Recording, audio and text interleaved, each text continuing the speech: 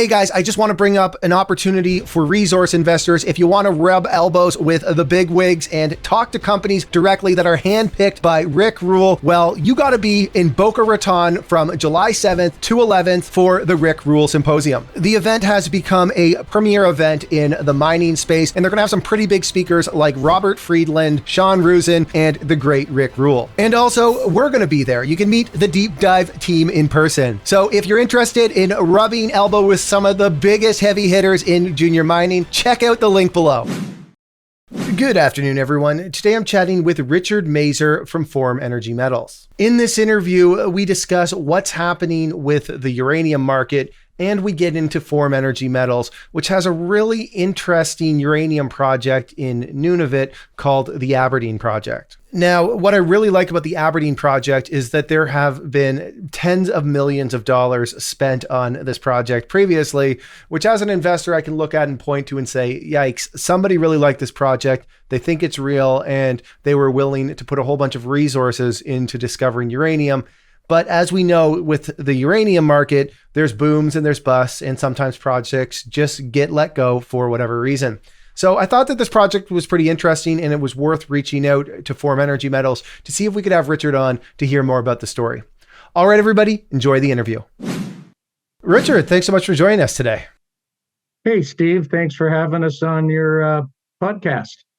So there's been some pretty big news in the last couple of weeks in the uranium world with Joe Biden signing the Russian uranium ban into law.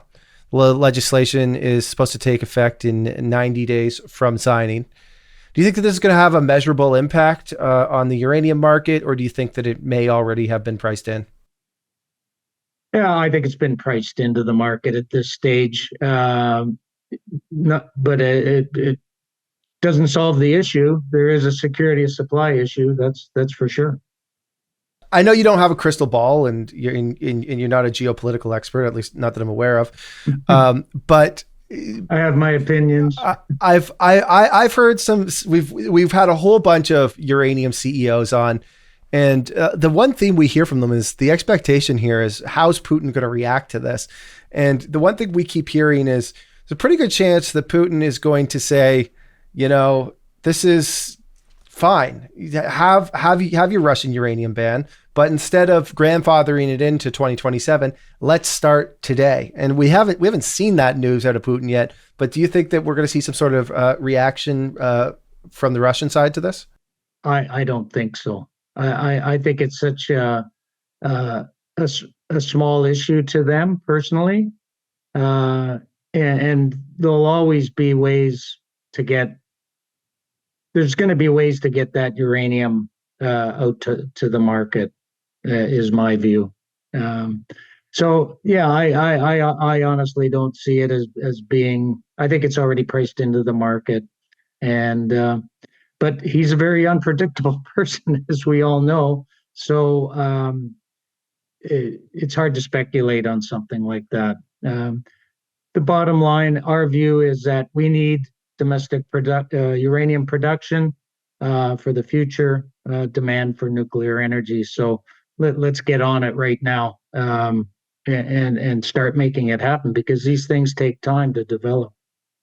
So something I love about chatting with guys like you is that you've been around uranium for decades, from our research since 1974, I believe. And that to me is interesting because you've seen a few uranium cycles where you've seen some booms, you've seen some busts. And I assume that every time there's a boom in uranium, everybody's talking about a supply shortage and how uranium is going to keep going. What's different this time, or do you think that this time is any different than the other uranium booms that we've seen? Yeah, well, my first cycle was 74 to 82 as a young geologist, uranium geologist, and that was a real structural demand for uranium with the nuclear build that was going on worldwide.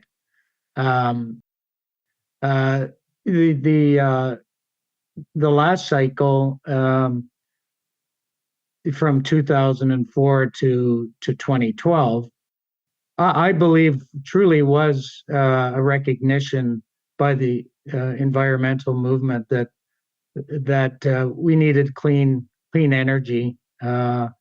Unfortunately, the Fukushima accident, tidal wave happened, and that really, in my view, just delayed that process, the nuclear renaissance, as they called it in the last cycle, to by 10 years, and it's picking up again today. And in the intervening 10 years, the whole climate change crisis has come into the mainstream, and I think it truly is a serious demand cycle that we're going to be seeing for growth in nuclear energy.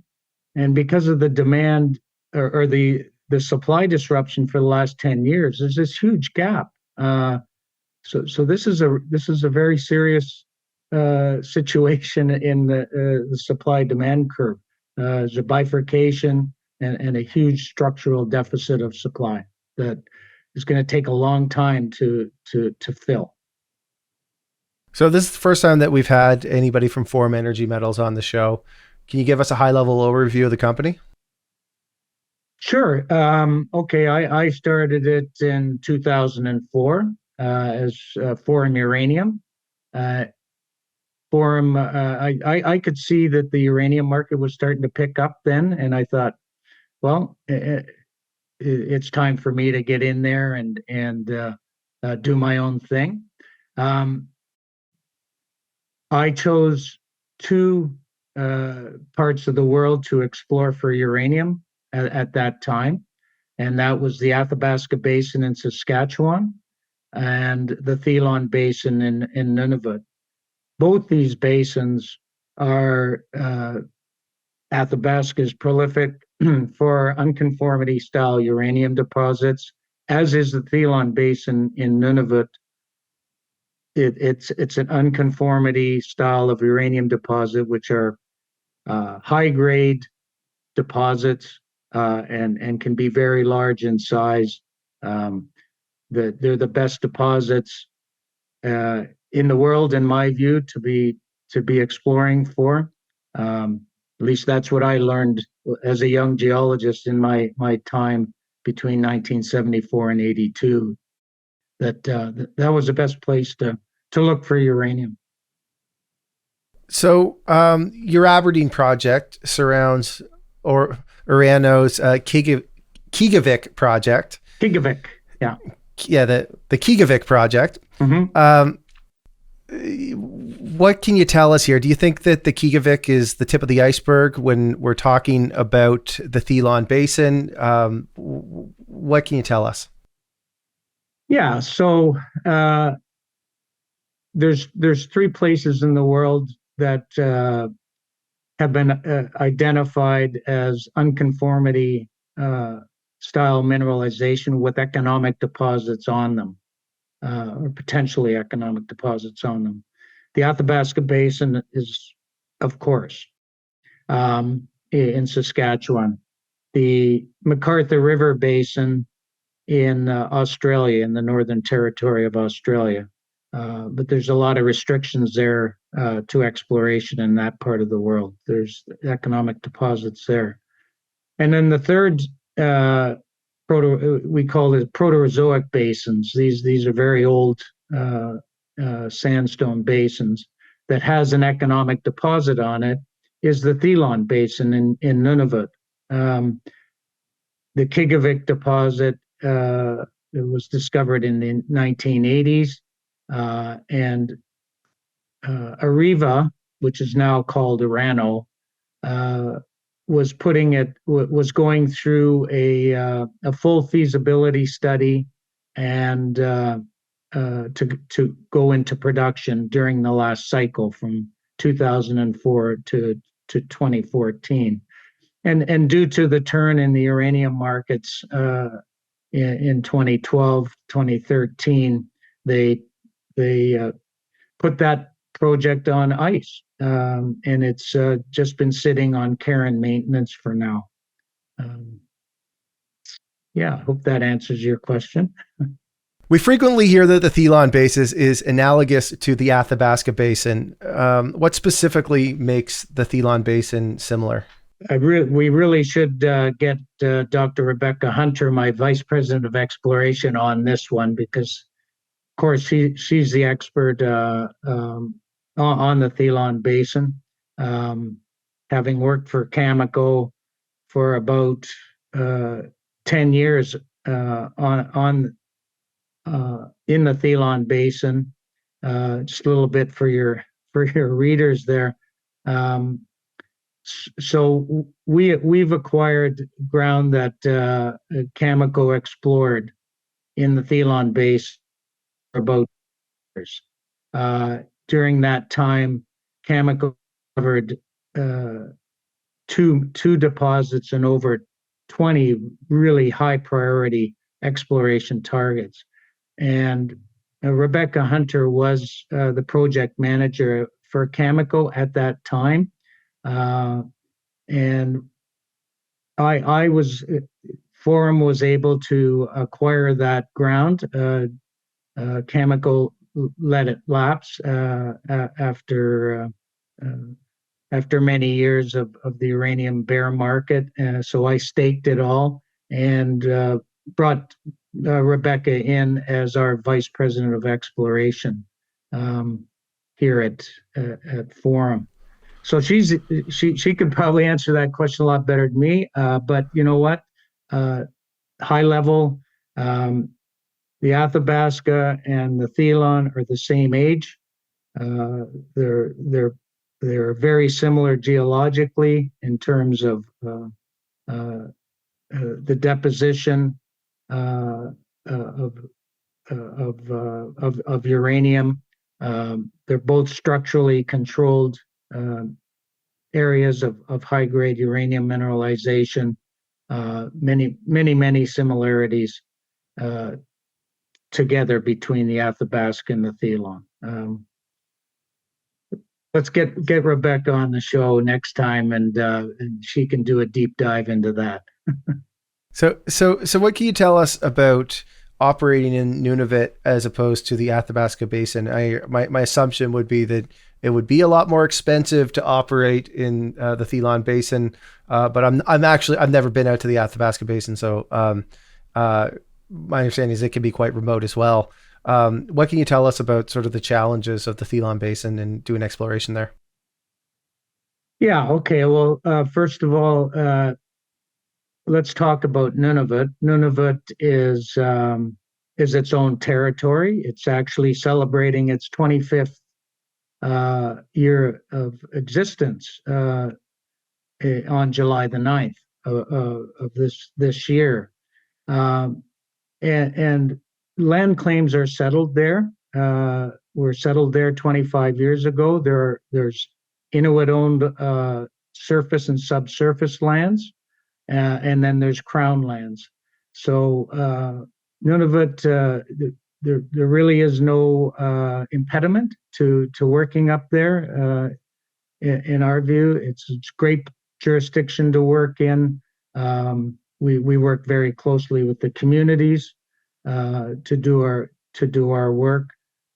Permits, we get 5-year permits.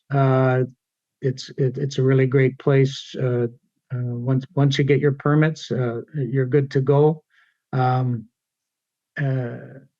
Yes, it is a little bit more remote than the Athabasca. There's no roads into the area where we're working in, but that provides opportunity because of that remoteness. The geology is the same, similar, is very similar for very high grade unconformity-style uranium deposits, but because of that remoteness, it's had ups and downs of exploration during this uranium market cycles.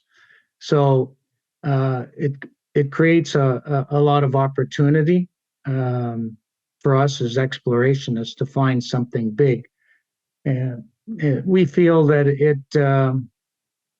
our feeling is that the low-hanging fruit, the the near surface deposits are ripe for the picking, just like the Athabasca Basin was in the 70s when the near surface deposits were discovered.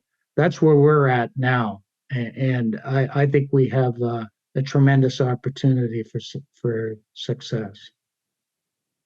So, what can you tell us about your exploration plans for 2024? If I'm an investor watching the company and I'm trying to figure out what's happening, what am I looking out for the remainder of 2024? Okay, well, let's go back to 2023. Spring of 2023, I raised $3 million from a strategic investor that wishes to remain nameless at this point in time, and they own 9.9% of the company. That gave us the funding to go in. Gave Rebecca the money to go up there and drill a few holes from where she left off when she was working at Cameco in 2012, and we came up with some great results, and that led to a $10 million financing in December of last year. So we've been planning and mobilizing equipment and supplies to the project area. That's completed now, and the camp construction will be underway most likely in the next week, and we should be drilling. We'll be drilling mid-June, putting in about 10,000 meters of drilling, somewhere between 30 and 40 drill holes. So that's what investors have to look forward to. And basically, this is an advanced exploration project. And Cameco, we estimate that Cameco spent about $50 million in making these discoveries. So this is an advanced project. Two deposits have been discovered. We're going to start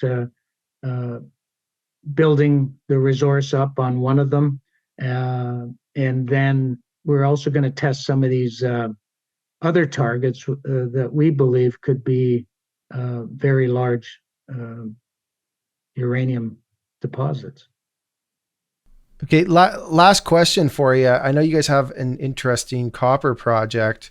The price of copper has been running. Are you guys starting to think about, hey, maybe we should do something with this project? Maybe find some sort of other company that wants to move on it, or maybe we raise a little bit of money to start to move on this project. Do you think that this copper market is also has legs and there's merit to doing such a thing? What's sort of your take from a macro perspective? What's happening with copper and with the copper project that you have? Yeah, well, thanks for bringing up our Janice Lake project. Janice Lake is in Saskatchewan. It's a sedimentary structural style copper deposit. We joint ventured that out to Rio Tinto in 2019 and 2020. They spent $14 million on the project, drilled 10,000 meters in 3 drill campaigns, and got terrific success there. They decided it didn't meet their criteria for a tier 1 type deposit, so they terminated the project. Didn't get the budget for it, despite the Canadian exploration team's chagrin. They thought there should be more work done on it. So I negotiated a deal to get 100% back of this project. That was completed literally last November. So we have 100%. And yeah, here we go, 2024. We knew that copper is going to be the mother of all energy transition metals. So here we go, 2024. The price is pushing $5, and I've received just in the last 2 weeks a couple of phone calls with joint venture interest on that project. So we're certainly going to pursue that. Our focus is on uranium and the discovery of a world-class uranium deposit in Nunavut, but I am going to be pursuing joint venture opportunities on Janice Lake. Well, Rick, I appreciate you taking the time today. I think you guys have some very interesting projects, and hopefully you'll still come back on here and chat with us after you guys make that major discovery and are the next gen energy. And you've got 5 assistants we have to get through just to get you on. You'll still take the time to chat with us. No, absolutely. The drills start turning in 1 month. There'll be a revaluation of our project once we start demonstrating the potential of our Aberdeen uranium project in Nunavut to be a world class. Hate using that term, but a very significant deposit globally. Well, Rick, thanks very much for doing this, and best of luck on the summer drill program. Okay, thank you, Steve. All right, everybody, thank you for watching. If you enjoyed this interview, please smash that like button, subscribe, and ring that notification bell. Also, let me know what you think in the comment section. Thanks, everyone.